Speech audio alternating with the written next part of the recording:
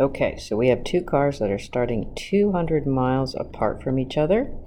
And I need to read the problem a couple of times to figure out, okay, car A is traveling west towards where B was. So this had to have been A initially, and this had to have been B. So car A is traveling this way towards B. So remember, I don't want to just label the car as A. I want to label the side length of where A is traveling, so because I'm going to have a rate there. So then I'm going to have B traveling north, so I'm going to label this B and not the car B. All right, so they're going to look at where they're changing. So I want to find out the distance between them changing, so I'm going to call that C. So I want to find dc dt, and I'm given dA dt as 50 miles an hour, and dB dt as 60 miles an hour. So I'm given two rates, find one rate. So I'm given some when information. So the when information is when t equal 2. And now I get to figure out my equation. So my equation is a little more challenging because this whole distance is 200. And then I've got this distance of A. So I'm going to draw another picture. So I've got B here, and then I've got C here. But this side of the triangle is going to be 200 minus A. So that changes my equation significantly. So I'm going to have C squared is equal to B squared plus 200 minus A squared. So I'm going to be using chain rule when I take the derivative.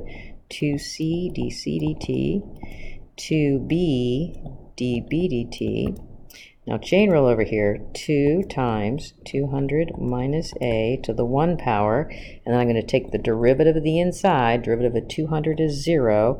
The derivative of negative A is negative dA over dt. All right, so I see I can cancel the 2's. That's nice. And now I want to be able to, well, let's just clean it up a little bit and plug in what I do know. So I know that dB dt is 60. Then I'm going to have this 200 minus A, and then the dA dt is 50, and I've got to carry that negative along.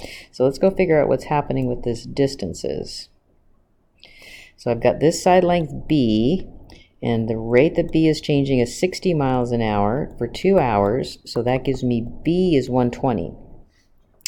So you get to decide which picture you want to use. If you want to use this being A and this being 200 minus A, if you want to find A, let's just go find A first. So A is traveling at 50 miles an hour times 2 hours, so 100. So this distance A is 100. And so that would make this distance of 200 minus A 100 as well. So now I can go plug that information in. So I have B is 120 times 60 plus 200 minus the 100. So I'll just put it in here so you can see it, times negative 50. And then I'm going to be dividing through by C, which I can find by Pythagorean theorem. And I know you're good at that. So that's 120 squared plus 100 squared.